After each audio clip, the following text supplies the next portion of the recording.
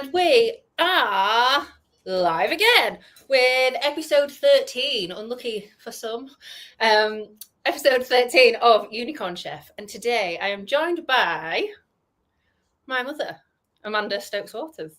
Introduce yourself, Mum. Hello, daughter. Hi, everyone. I'm Amanda, Mandy, if you know me locally. I'm Amy's mum. I've been for like the last 36 years. 35 and 3/4. Actually. Right, okay, nearly 36 years. Amy's just said I need to introduce myself and say what I do, and I've just asked her what is it I do since I've sort of been on gardening leave for about 6 months. Normally I'm an IT program director or do lots of things in corporate world. But at the minute, a stay-at-home granny doing cleaning, guttering this afternoon and a bit of upholstery yesterday. Yes, you are somehow, despite the fact that you're on gardening leave, seem to be busier now than you were when you were at work. That's true. Yes. So we will get into some of the reasons why I asked you on the podcast. But first of all, can you please tell us what we're cooking this evening? Oh, I can, yeah. And you'll have had this about 1,000 times already, so apologies in advance. But we are having tonight Marcus Bowden's fire pit beans without the fire pit. I was going to actually try and do it in the garden, but for 2 reasons I haven't. One is I thought it'd be dangerous, and 2 is, forgive my bad language, but the pigeons keep shitting everywhere and I didn't want it landing on my head. So on that basis, I thought it would be better if we did it next to the Arga. So instead, what I've done is I've switched on the Arga, which means it's now about 45 degrees in my kitchen. So if you start seeing perspiration down my face, it's purely because of the heat in the kitchen. Fair. Not because you're nervous. Not because I'm no, just purely from heat. Awesome. Well, why don't we'll get the food started and then we'll dive into some questions. So okay. What are we doing? I mean, to be fair, I've realised I've fucked up here because I could have just sat at your house with a glass of wine and interviewed you while you were cooking for me, rather than me having to cook at the same time. Well, you couldn't, particularly since you're only 10 minutes away, you can't. Yeah. Anyway, what you do is bring yours round and we'll let Noah judge which one's the best ones tomorrow. No pressure.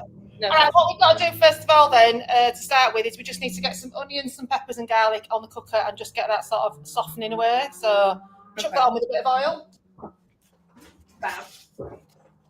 I said a bit of oil, don't drown it. Well, considering the recipe is kind of like a Nigel Slater one, because it did say, well, have you got leftover kilo of brisket? And I've never known anyone to just happen to have a leftover kilo of brisket. So you're obviously not familiar with Marcus Bowden then. No. Who is a very famous barbecue chef. He runs the UK barbecue school, and quite honestly, he literally does have leftover kilos of brisket in his kitchen. Yeah, but in a normal household, that's not what goes on, is it? So I actually substituted brisket for some lardons, because it said pork, and I cooked them up already. So I'm actually feeling pretty prepared for this. Good. I didn't want to get told off by my mum live on YouTube. So I thought, and just get it sort of softening out. That'll take about 5 minutes. Yeah, I've got an electric cooker. I've got to wait for it to heat up. I'm not like you, am I? Oh. I'm not posh like you with an Arga.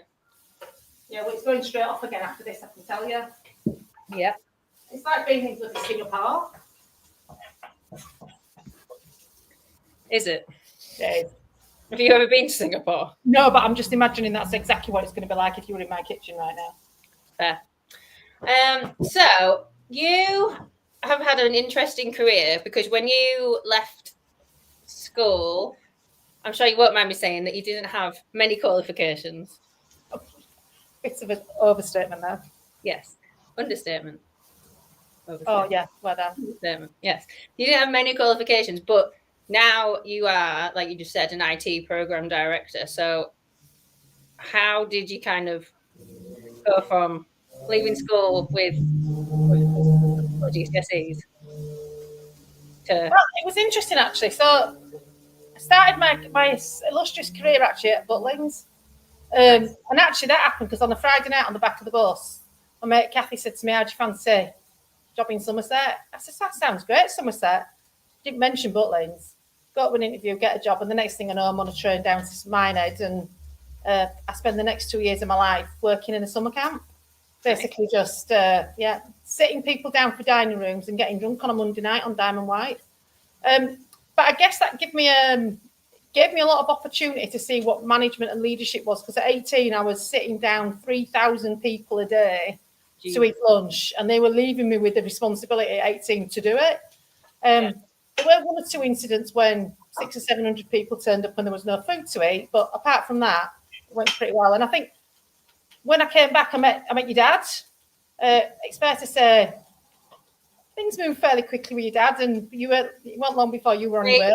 Way too much information. No one needs to know. Yeah, but I'm just saying. But that curtailed my career at Butlins, and me and your dad got together, and I stayed a couple of years at home, and then unfortunately your dad's business didn't do so well, and there was a real need to go out and get a job, and I managed to find this part-time job. I was just willing to take anything, and when you've got a young family, you've got to put food on the table. You take what you can. I found a job doing 3 hours work a day at BT, and in those days, when I left school, you didn't necessarily have to have massive qualifications to get on, and I was willing to do anything. So I used to spend 3 hours a day on a bus to do 3 hours work, and then come back for 3 hours on a bus the other way. And I did that for nearly a year because I was just so desperate to work and put food on the table, and also to prove myself. And after that time, they took me on permanently. And I think what that taught me is that hard work pays. Sometimes you feel that you're doing things, it's not going to pay off, but it really does. And I think my commitment to the company, they saw something, and they put me on a career ladder, and that just got me going, really. Yeah. And I think after that, I think I just got a real thrust for wanting to get on and provide. It wasn't long after that John came along, and that's obviously your brother. And we had to make a really tough decision financially whether we put him into childcare or whether I went to work properly and Jeff stayed at home, and that's what happened. Your dad, your dad gave up work when he was 38, and I became the breadwinner. Yeah, I'm kind of like, which parent do I want to take after? Do I want to be the high flying one, or do I want to be the guy who started a business and then retired at 38? I mean, I've got 3 years to make that decision, haven't I? You have, but you're never going to do what your dad did, right? Let's face it. Right? The retiring bit at 38, I could do. I don't really look after kids all day, but the retiring at 38 sounds like right up my street.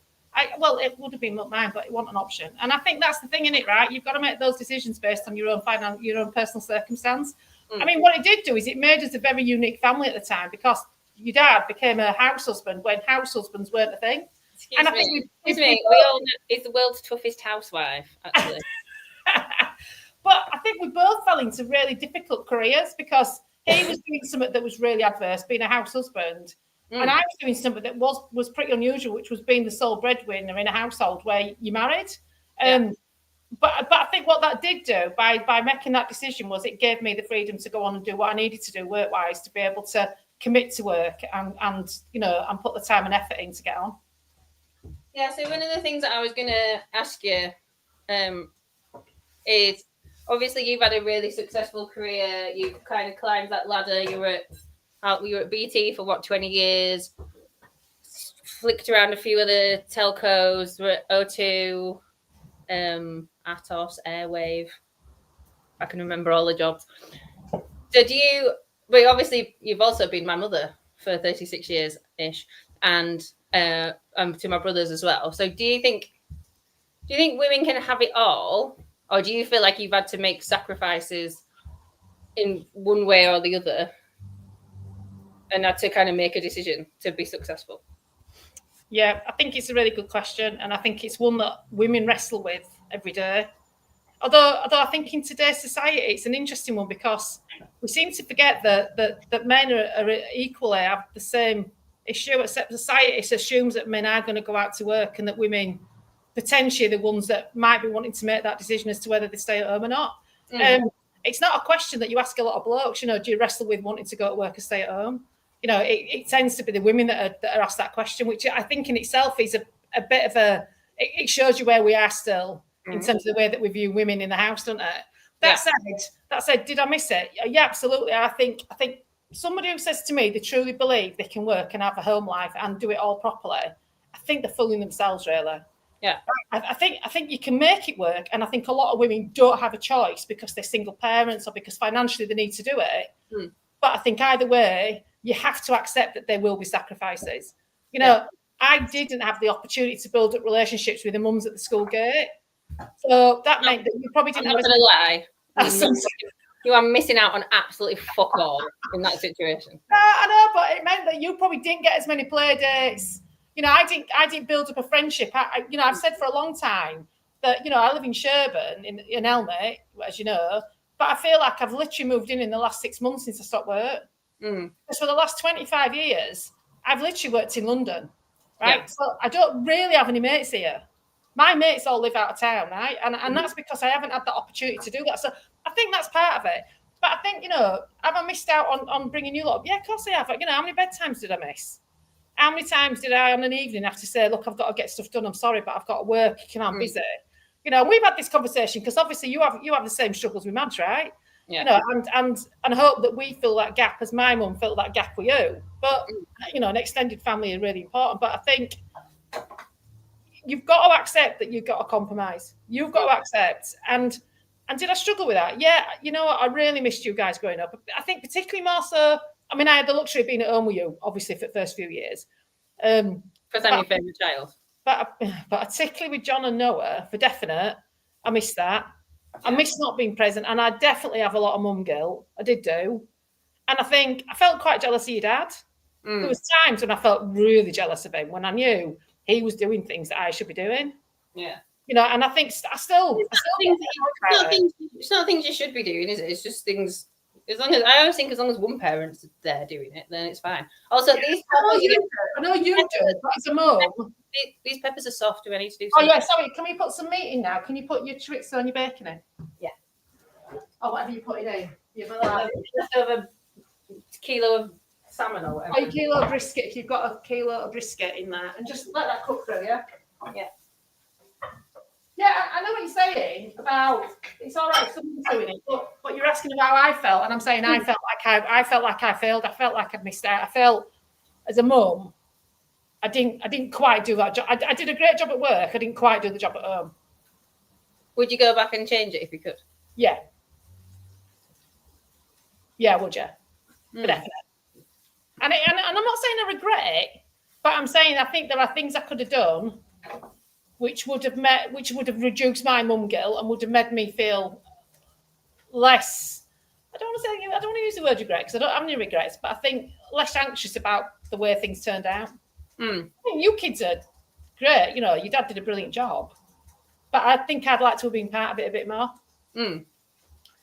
I think you've been a massive influence on my life because I think a lot of women put kind of ceilings on themselves when they're in the professional career because it's like that whole if you can't see it, you can't be it thing. So they haven't got the representation close enough to them that's kind of giving that example. Whereas with me, I've seen you like fuck off to London for 4 days a week and go to meetings and be working on a weekend. And I've heard, I don't know, like meetings that you've been in and conversations you're having and seeing how you're getting promotions and seeing the benefits that that's brought to our family. And to me, for me growing up, I was like, oh, that's just normal. But a lot of women don't see that because their mum's been the stay-at-home parents. And then it kind of, maybe not blinkers them, but puts a ceiling onto what they think they can achieve. Yeah, I know what you mean. I mean, obviously, I come from a single-parent family. My mum was a cleaner, right? You know, she didn't aspire to do anything because literally putting food on table was as much as she could achieve. And that I'm not knocking that. That's how she was, right? And I left school at 16. I had as you've alluded to, not the most thorough of educations, right? You know, I left school with 4 really crappy GCSEs. In fact, they were CSEs. They weren't even GCSEs, right? I scraped English, scraped maths. You know, the rest of it we just won't discuss. So, you know, I think you're right. I think I always had this thing. I'm out in Armour. My mum's sister used to always say I want satisfied, even as a kid. And I think that's driven me. I think I've always been driven to want to be better and to prove I can do something. You know, even now, I'm constantly doing new things. I mean, I took upholstery because I didn't know how to do it. I've done dry stone walling. I mean, I can build a dry stone wall, right? I can French polish.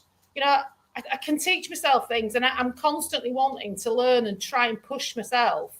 And I do that both professionally and at home as well. I just think wanting to continue to thrive is really important for me. Wanting to continue to push yourself and prove what you can do to yourself.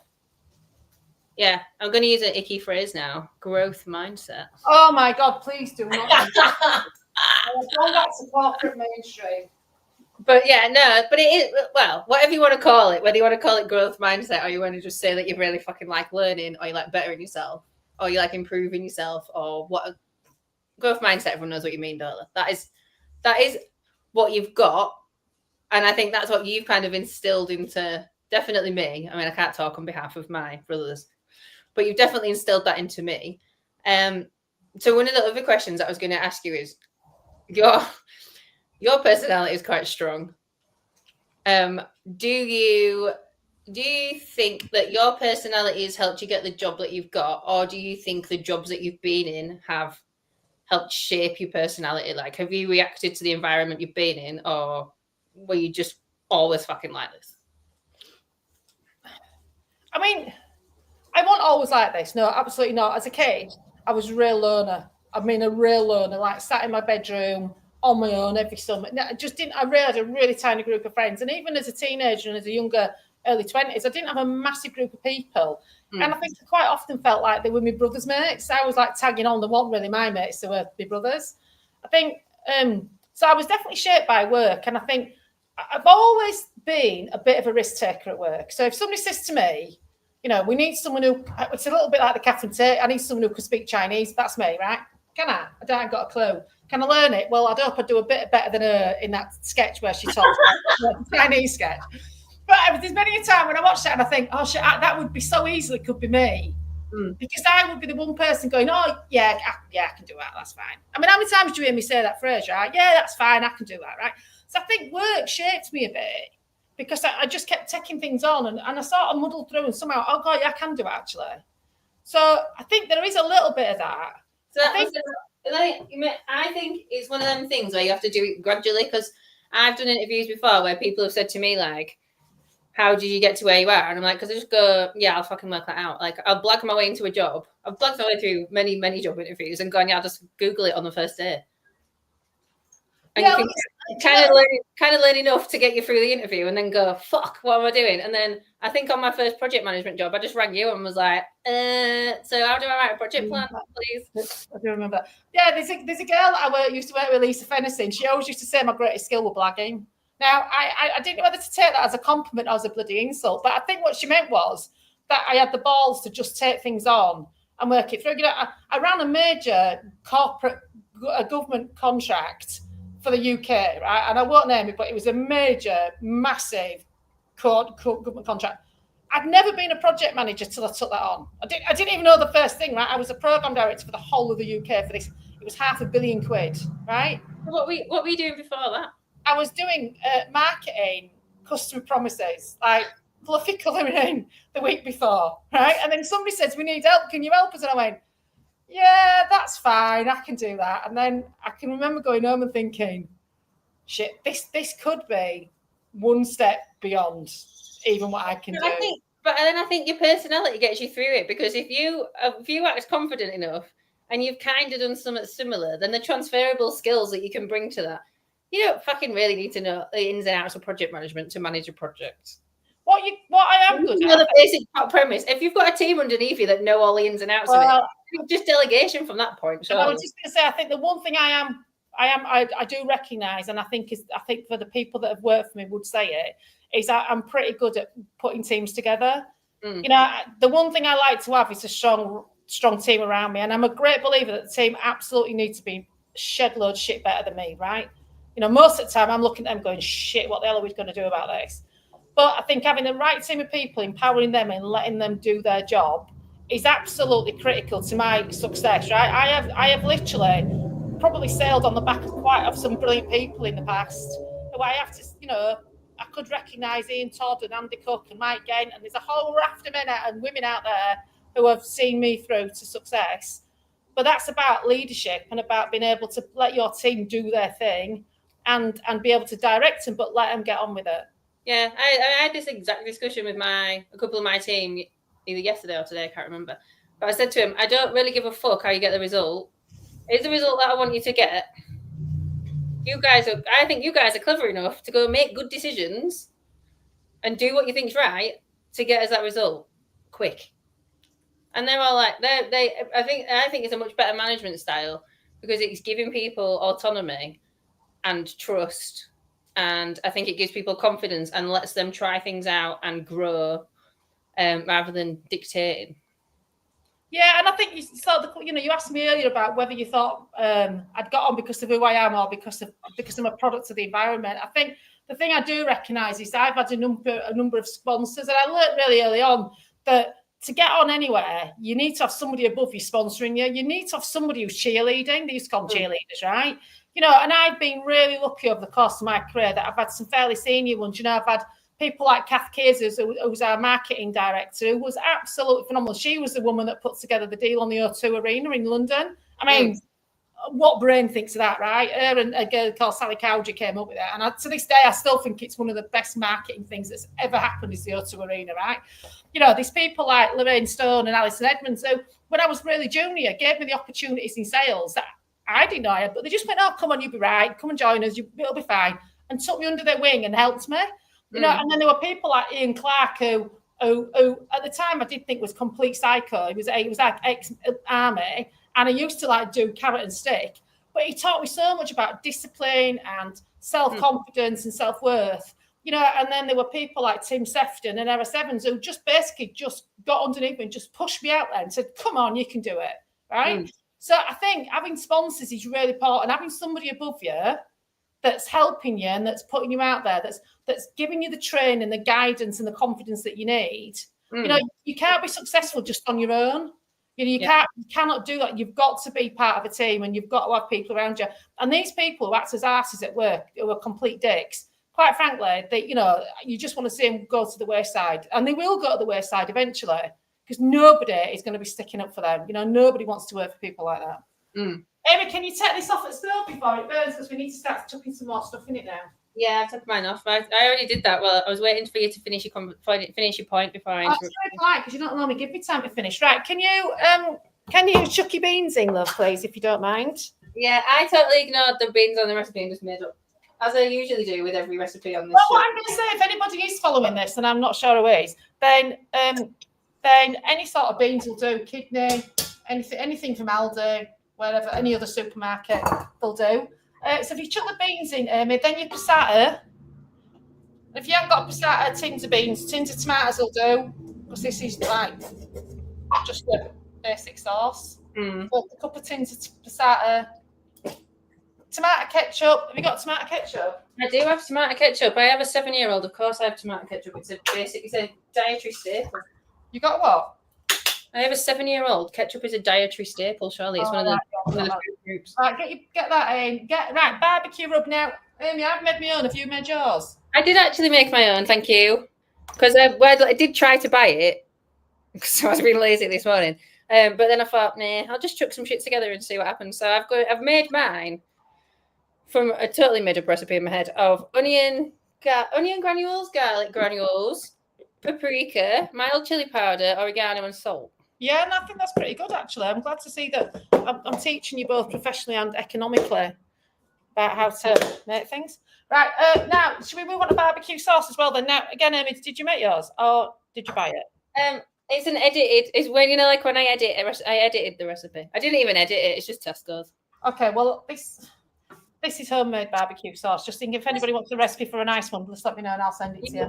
Can I just point out that you have been on gardening leave for 6 months and that is why you have time to make your own homemade barbecue sauce. I, on the other hand, was on calls until 6 p.m. So that's just excuses. Right, yeah, chuck that in. And then you've got some American mustard. Mine says Frenchies, but anyway, it's just saying American. Frenchies, American mustard. I've again gone for. I've got Sainsbury's own American mustard. I've got French. American mustard is the thing that makes a Big Mac taste like a Big Mac. If you have a burger, the thing with barbecuing, everything's got brown sugar in it. Everything's got full of brown sugar. So if you're diabetic, you might want to watch this menu, this recipe, because it's got lots of brown sugar in it, and also maple syrup. I've decided using this a bit more lately. Yeah, that's because you cook everything American. It's really nice on pancakes. I'm literally just making up the quantities here. Yeah, don't worry about it. Just chuck a few bits in. Make sure you get plenty of Tabasco in there as well, and don't forget your apple cider vinegar. Oh, yeah. Tabasco. I don't put Tabasco in. You know, I'm a wimpy spy. Right. And plenty of salt and pepper as well, because with tomatoes, you've got to put plenty in. Now, naturally, what you'd normally do with this, if you were going to do it over the campfire, you would literally put it on for about 4 hours. So you'd have the logs burning over the fire, singing Kumbaya or whatever campfire song you come up with. While you're mixing it. Yeah, you mix it all in and then chuck it back on the cooker. Now, the thing with this is everything's cooked already. So what you're trying to do when you make it on the barbecue is get that barbecue smoky smell. But, you know, since we're doing it on the oven, then 10, 15, 20 minutes, it's probably edible. But the longer you can keep it on, the better it will come out in the end. Right, so I just put it on low and slow. Yeah, and then, and once that's cooked, really what you'd eat that with is some nice crispy potato skins, if you can do them. So if you've got a campfire, you can always chuck them in. Yeah. Fire, just don't do what I did. They take about 40 minutes. I thought they took about 3 hours. Mine came out looking slightly blackened. Ooh. That's not good. Yeah. Cool. So we can just finish off by talking then, can't we? Because that's just sit there now. Yeah. We can before we finish. Yeah, cool. So one of the other questions I had, so you've just been talking about leadership and you've been in leadership roles for a considerable, considering you started off as a temp, you managed to get into a leadership role from a considerably early age. So how has leadership changed as new generations have come in? Like, is there like, obviously you're a lot older than I am. Oh my word! If you can, so you've seen a lot more generations. Actually, not that much older. I'm 21 years older than you. That is a lot. That's really fucking old. You've seen different generations coming through. Like how has leadership changed with like the different generations, or with different, I guess, with like technology coming in? Like what's different between now as a leader than when you started being a leader? Yeah, do you know what? It's a really good question because I think it's transformed. You know, when I first started work at 24, 25 at what was BT, you know, it was a very male-dominated environment. The women were there, and they did get to sort of junior stroke, sort of middle management. But it was very rare you saw anybody at board level. You know, I think we once had an IT director. She lasted about 6 months and then buggered off. You know, it was that sort of thing. Do you know what I mean? It was a very male world. And the men were very nice. I can remember once a man sitting in a meeting room talking to my chest and not my face, and me walking out and saying, I'll come back when you can make eye contact. It was that sort of environment. And I also remember somebody commenting on my chest once as well and saying how nice they were in the middle of the office. Nice. That was the sort of place that you worked, right? And it was meant, you know, you laughed it off. You know, you just went, I mean, nowadays, I mean, the HR would be, well, you'd have to triple your HR department to deal with some of that. Yeah. And the leadership didn't think out of it. You know, it wasn't, if you went to talk to your manager and said so-and-so said something, they'd go, pack it in. I mean, you know, they won't be, you know, that's not, you know, acceptable. Yeah. I think when you look at it now, the world is completely different. I think, you know, it's much more accessible, and the diversity at leadership is much greater as well. You know, when I first started, if you haven't got a Harvard degree or a degree at Oxford, or you haven't gone up through the ranks in these big universities, you weren't really going to be a director. So scummy little old me with my 4 little crappy GCSEs, you know, I might make it to higher echelons of junior management, but I certainly wasn't going to break through that glass ceiling. I mean, in the days, if you got to sort of higher management, you got what we call the pig pen, where you've got your own little square of office. And I can remember a guy called Tony Webber promoted me, so I was just about to get my office, and then they abolished them. And I can remember being so deflated because I thought, I finally made it. I'm finally going, so I can finally be snotty and say, "Oh, go away! I'm in my office." It was only a little pig pen. But you know, but nowadays you laugh at it now, right? You just think, what's that about? And the diversity is massive now. You know, you're no longer constrained by what your education is, or whether you're a man or a woman, or an ethnic minority, or whatever. I would argue strongly with that. I think there's no. You're asking me how has it changed compared to when I started 30 years ago? My God, that's fine, but it's not. It's a different universe. I'm telling you now. And actually, interestingly, I'm sure we had this conversation the other day. You know, I think a lot of people out there think they're fighting the good fight to bring women into the workplace and all that. Trust me, right? Some of us have been doing it for 30 years, and the place is a damn sight easier to get into now than it was 30 years ago. So there's a lot of us that have been through that process, and I can name many of my peers in all the offices across the country who have done that, women. And I think there needs to be a recognition that we've already done a lot for women. I'm not saying it's fixed. I'm not saying by any means that it is, but I certainly think there is more accessibility now than there ever has been in the 30 years that I've been working.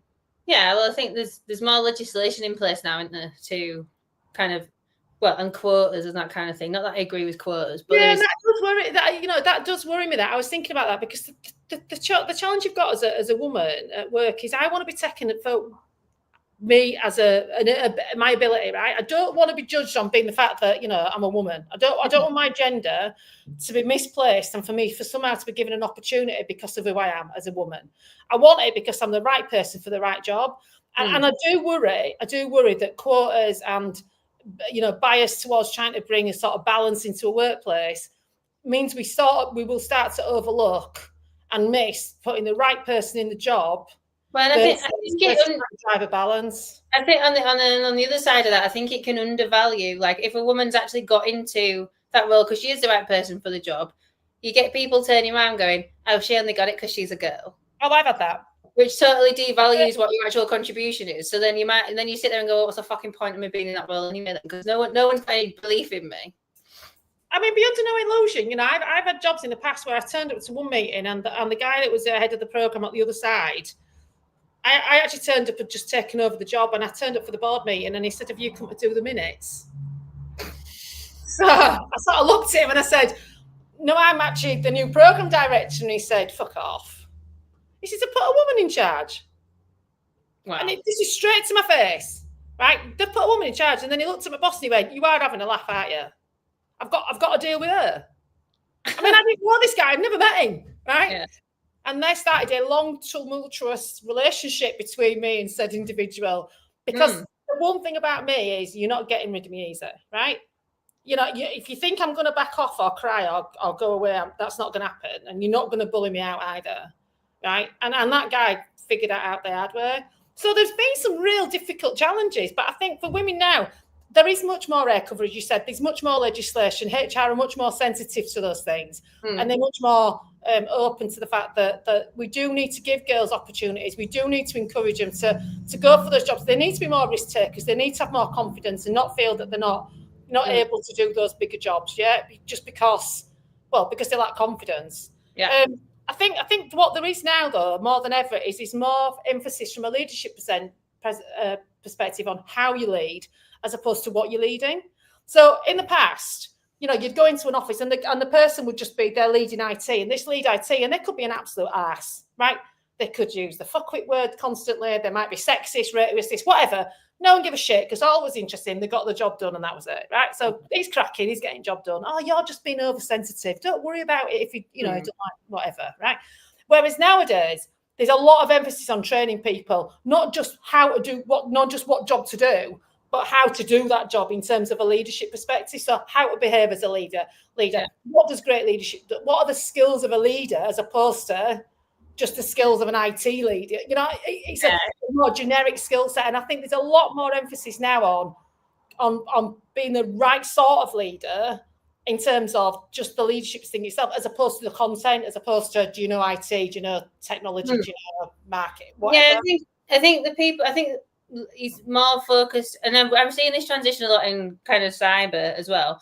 There's more of a focus on the soft skills that come along with it. So yeah, you need to have like the technical ability to do things, but actually to get on, you need the soft skills that come along with it. So you do need to know how to manage people, and you need to know how to navigate politics in the office. I mean, that is one of the biggest things that you taught me, is how to manage. Well, I think the advice you gave me when I started my job was do the job that's one level above you. Because then when it comes around to your APR, you'll go, "Well, I'm already fucking doing all this, so just give me that. I'm doing it." Which is how I got a 50% pay rise in my first year at work. Thank you very much. You said know everything, but don't fucking tell everyone everything. So you become the single source of all information. You go around and just find out all of the things and only tell people the relevant things they need to know. Because then you really had to get rid of, which I have done in a different job. I can't remember what the other one was now. I've given you loads of advice over the last. You've given me loads of advice, yes.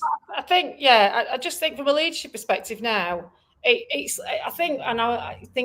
slightly less organic. I think our leadership used to be very organic in terms of, you know, you would just promote somebody and they would just figure out for themselves how the hell to lead, right? They want any structure to it. They want really any training. So you shove someone in a job and they did it. And the guy might be a great guy or might be a total dick, right? But he's good at his job and therefore he's going to do it. Whereas now, so that was very organic. Whereas now it's a bit more sort of, people are recruited because of their leadership skills. People are recruited and trained to be a leader. You know, there's a more structure, there's more organisation around it, there's more judgment on how you lead. You know, it's less about just getting the results in terms of the delivery of what's getting done at work, and it's also about how happy your people are and how well you engage in your people. And there's a whole which when I started work was just that just didn't. I mean, that was just alien. And I think some of us still really laugh at some of that stuff now because it's just like that just did not exist at all, you know. But I do think it's a massive improvement for everybody at work that you sort of getting sort of more professional leadership as opposed to somebody who just turns up because they're good at, you know, fixing screws. Yeah. I mean, in sales, I've worked in so many sales teams where the sales manager is just the best sales guy, and you're like, you're shit at managing people, or you're really good at fucking sales. So why would I move you out of being the best sales guy to put all the extra pressure of managing people and to take you away from the thing that you're actually really good at, when actually that guy was a bit shit at sales, but he's really good at talking to people? Exactly. Maybe he'd be a much more strategic decision. I think people fail to notice that leadership in itself is a massive skill. You know, it doesn't come naturally to a lot of people, and quite often you have to train people into that job to enable them to succeed. Does it come naturally to you? Well, I would say, like, I do like to be in charge, right? And it has been said once or twice that I am a bit like that, as you know, and I am a control freak. I think I like leading. I mean, you know, when I've done some programs in the past, I've had sort of 300-400 people, and I really enjoy being with people and seeing them get on. And my biggest thrill is when you see people leaving your team and getting promoted and going on and saying that was great. Oh, in fact, just people just saying, you know, you're just great to work with and we just really enjoy it. You know, there's no bigger thrill than, you know, and you're making people's lives better at work and that you're not adding to it. I mean, that doesn't mean to say you don't have the difficult conversation, but yeah, I do enjoy it. Does it come naturally? Don't know. You'd have to ask people who have worked for me to see what they think. Well, you've not had any formal training in it, have you? You've kind of just gone, fuck it, I'll have a go at this. Yeah, I mean, I have had some. Yeah, I've had some formal training actually, Amy. I mean, I did attend Windsor Castle for a course on Windsor leadership management, and I did go to Campfire Management School to do leadership as well. So I have had some sort of formal training. I think what I've been really fortunate is it's not been classroom training. I've had some really exciting leadership courses that I've been on where I've met, you know, the Archbishop of Canterbury and CEO Waitrose, and, you know, a lady called Mary Montgomery who set up the Great Ormond Street child rescue set thing for children that were in distress. Some really fascinating. But, you know, the guy that drew the plans at the Sallerfield. Did you just refer to Great Ormond Street Hospital as a child rescue centre? No, she put together the child rescue plan for Great Ormond Street Hospital. You lunatic! Yeah, she was amazing, Mary Montgomery. I mean, she moved to Birmingham, I think, and I hadn't spoken to her for a lot of years. But she's one of them women that when you meet her, you just never. I'm never going to forget her. Yeah. She was just an absolute inspiration, an absolute brilliant doctor who just did some amazing stuff for children very quietly and, you know, and made a massive difference to lots of people. That's cool. Okay, fair. Yeah, okay. You have had some formal training then? I think so. Yeah, okay, cool. So, as this dinner's nearly ready, just to finish off, one last question, if you will, Mother. If you could go back to your, I don't know, 25-year-old, 30-year-old self, whatever age you want to pick, younger self, and give her one piece of advice. Only one? Well, I think Well, I don't know. Would you? Well, yeah, preferably only one because we've got like a couple of minutes until it's food ready. So don't waffle on for ages. But yeah, one or two pieces of advice. What would that advice be? I think it would be to have more self-belief. I think I've spent my career wrapped in lack of confidence. Despite what you say, you know me, that I really have struggled with self-confidence and belief that I can do something. And I think it's testimony to the fact that I went back to university in my 40s to do a law degree because I had such a chip on my shoulder about not having a law degree because I had such shit qualifications that you and the kids often remind me about. Thank you. So, I think for me, it would be just to have more self-belief, more self-confidence, and just not doubt myself as much as I have done over the last sort of 30 years. You are literally the dichotomy of woman, aren't you? Because you sat there going, I've got no self-belief, but about 5 minutes ago, you're going, yeah, so I just took over this whole program. I was like, yeah, fuck it, I can do that. So, I mean, how do you reconcile those two things? Because I honestly think that it's the adrenaline rush that you get from taking the risk at work. I think, there's nothing I enjoy more than somebody saying to me, can you do this? And me thinking, no, but my head's doing that. So I'm thinking no. And I'm going, yeah, absolutely. And then shit. Because I love that rush of adrenaline that you get where you think, shit, I'm right, okay, here we go. We're going again. How am I doing this? What am I going to do? And that whole just throw yourself in.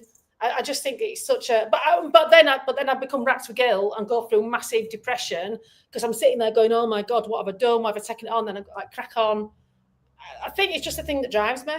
Yeah. I don't think that's ever going to change, right? I'm 58 nearly, and I don't think that's ever going to change. Yeah, fair.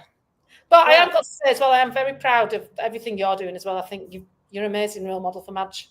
I think, in the same way I've done for you, I think, I mean, the fact she came home the other day and told me she's going to be the boss of her paleontologist business and that she's going to have Arthur and Teddy working for her. And she's only 7, but I thought fair. That's fair. So, yeah, you're doing a cracking job, so keep doing that. Thanks, Mom. So thank you for joining us this week. I will share some pictures of the barbecue beans, but I do want to let them slow cook for a bit, and I feel like no one wants to sit and watch beans slow cooking. So we'll share some pictures of them at the end. If people want to find you to maybe bring you on board for some weird fucking projects that they've got on that you'll inevitably say yes to, where do they find you? LinkedIn, Facebook. The name's unusual. It's Stokes-Waters, Amanda. Yeah, there's only one of me. So, yeah, it'd be great. Or if you just want to say hello. It's pretty lonely being at home with Jeff. Quite often I need some sort of like distraction. So even if you want a coffee or yeah, be good. Cool. Will I see you tomorrow? You will see me tomorrow. All right, brilliant.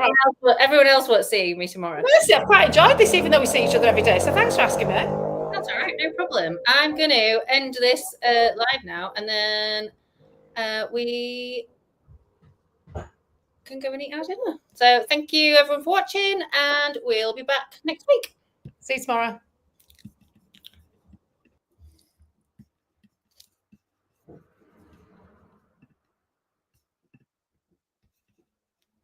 Ooh.